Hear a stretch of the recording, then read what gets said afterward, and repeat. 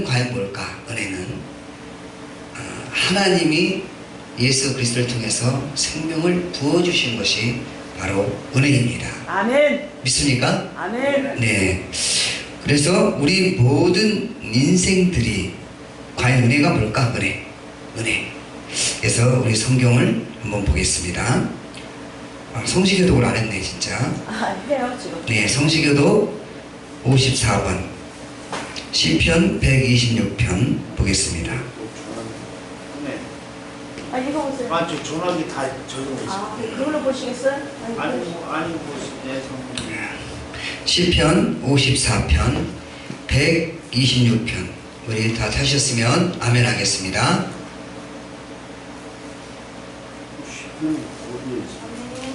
54번 시편 126편 한 절씩 따라서 하겠습니다. 제가 한 절 읽고 여러분이 한 절 읽겠습니다.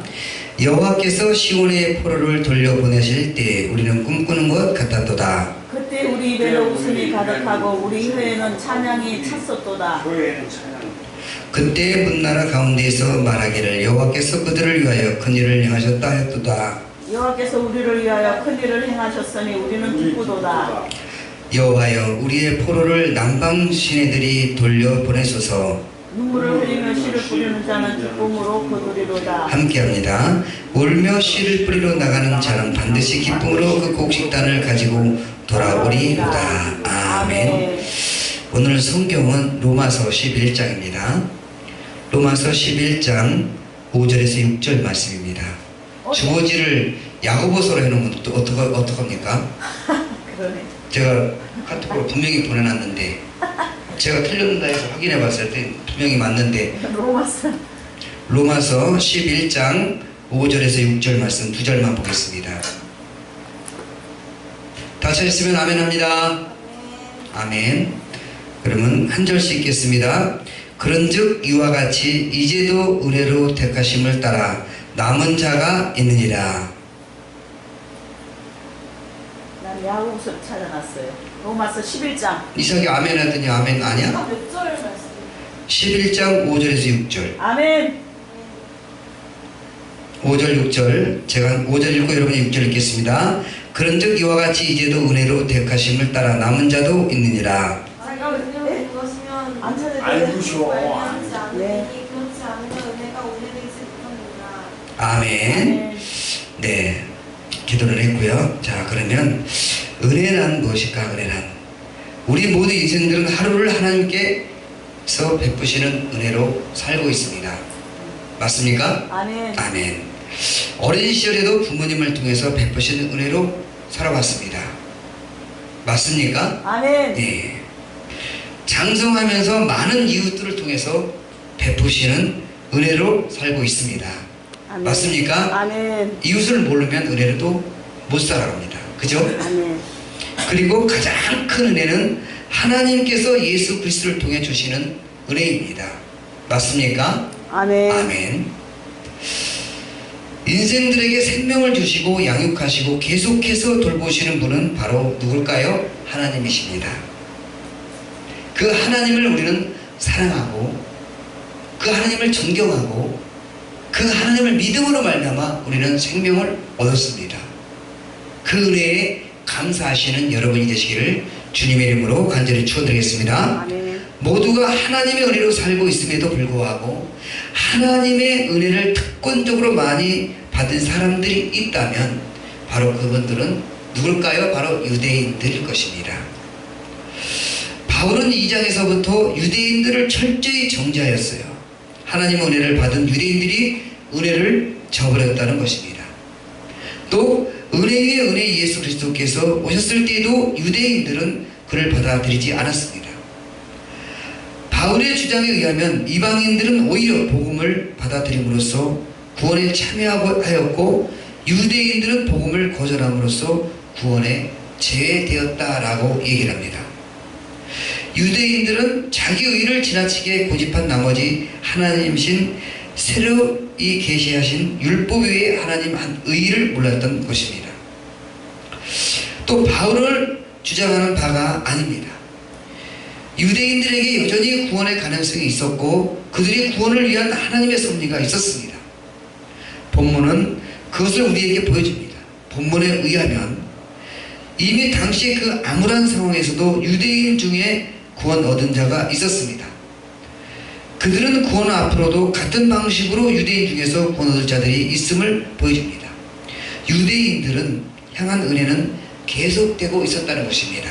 하나님께서 그 유대인들에게 은혜를 베풀었습니다. 구원을 해주시려고. 그런데 그 유대인들은 그 마음을 저버리고 말았다는 것을 우리는 잘 피부적으로 느낄 수가 있습니다. 첫째, 은혜란 무엇일까? 은혜란 인간에게 대한 하나님의 자발적으로 무한한 사랑의 선물입니다. 하나님께서 제약된 인간에게서 크신 사랑으로 사제와 생명을 부어주신 것을 말합니다. 그것은 인간에게 하나님의 자신을 예수 그리스도를 통해 주신 것입니다. 예수 그리스도의 말로 은혜 중에 은혜입니다. 믿습니까? 아멘. 예수님을 통해서 은혜 중에 은혜입니다. 예수님이 안 계셨다면 우리의 생명, 우리 구원도 없었을 것입니다. 우리는 예수님을, 그분을 통해서 예수 믿고 천국에 갈 수 있는 저와 여러분이 되시기를 주님의 이름으로 간절히 축원드리겠습니다. 아멘. 구약 성경에서 은혜를 잘 나타내 주시는 말은 인자로 번역되어 있습니다. 헤세드라는 단어입니다. 이것은 원칙적으로 원약을 지키는 백성에 대하여 주어지는 것입니다. 신약 성경에는 카리스라는 번역되어 하나님께 사람들에게 주시는 선물을 나타낸다. 헬라어로 카리스, 그러면 선물입니다. 선물. 헤세드는 번역이라는 뜻입니다. 인자의 번역, 인자. 그래서 하나님의 은혜는 예수 그리스도의 성육신 십자가의 부활을 통하여 주어졌습니다. 그러므로 그리스도의 은혜는 하나님의 은혜를 보다 명확하게 표현하는 것은 다름없습니다. 바로 바울은 우리 하나님과 주 예수 그리스도의 은혜라고 고린도후서 1장 7절, 1장 12절에 말씀하고 있습니다. 바울처럼 은혜에 대해 강조한 사람도 드물 것입니다. 바울의 은혜에 대한 그렇게 강조한 이유가 있습니다. 하나님의 은혜는 자력으로 얻을 수 없기 때문입니다. 이 은혜는 믿음으로 말미암아 주어집니다. 그러므로 은혜로 말미암아 믿음으로 말미암아 동의어입니다. 같은 이유에서 은혜는 율법이나 행함과는 철저하게 대립됩니다. 또 은혜는 은혜로 인하여 죄사함 받은 자를 새로운 사명을 위해 분발케 하는 것입니다. 바울은 은혜는 사도직에 해하지 않고 각양의 은사가 은혜로 말미암아 교회에 주어져 있다고 말하고 있습니다. 바울은 강조한 것이 이거예요. 각 교회에게 각종 은혜, 각종 은사들이 많이 있다 라고 이렇게 전파하고 있는 거예요. 여러분은 오늘 바울이 강조한 은혜의 말씀의 선물로 받으시기를 주님의 이름으로 간절히 축원드리겠습니다. 아멘. 믿음도 은혜로 말미암는다고 할 수 있습니다. 바울은 하나님의 일방적인 은혜를 강조하면서 동시에 그는 인간편의 책임도 경시하고 있다는 것을 믿으시기를 주님의 이름으로 간절히 축원드리겠습니다. 아멘. 첫 번째는 은혜란 뭐냐, 무엇이냐에 대해서 말씀했고, 두 번째는 은혜를 간수하는 비결이에요. 비결. 은혜를 간수해야 돼요. 은혜를 잃어버리는 것이 아니라 은혜를 간수하시기를 이 시간 주님의 이름으로 간절히 축원드리겠습니다. 오늘 5절에 그렇습니다. 은혜로 택하심을 따라 남은 자가 있습니다 라고 있겠습니다. 이들은 은혜를 간직해야 할 자들입니다. 은혜와 진리는 예수 그리스도로 말미암은 것입니다. 요한복음 1장 17절에 말씀하고 있습니다. 그리스도 예수께는 은혜와 진리가 충만하며 이처럼 은혜는 하나님의 독생자 예수 그리스도로 인하여 우리에게 주어졌다라는 말입니다. 그러나 많은 사람들이 주어진 은혜를 버렸습니다. 은혜를 버린 사람들은 은혜를 주신 하나님으로부터 버림을 받습니다.